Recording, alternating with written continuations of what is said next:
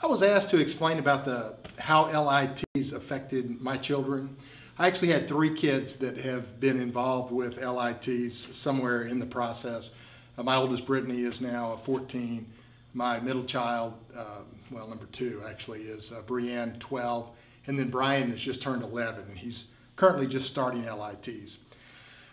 The benefit that the kids got from LITs was, I think, in terms of spiritual disciplines. They learned scripture memory, they learned to have quiet times, and they also learned to follow, which is, I think, the essence of discipleship.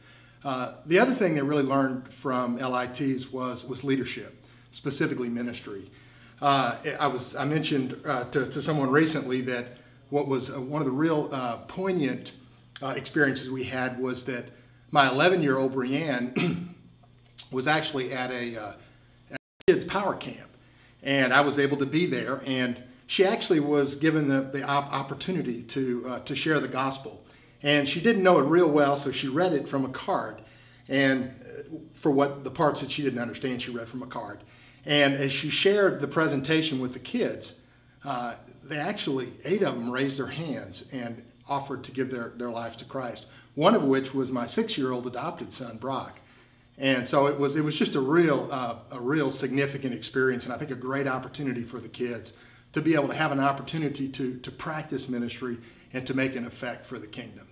Another thing I wanted to mention about my 11-year-old, Brianne, she's actually been teaching Sunday school now, I think for 2 years, with the young kids on Sunday mornings. In fact, this is her in the picture here. She was in Kerrville doing a kids power camp down there.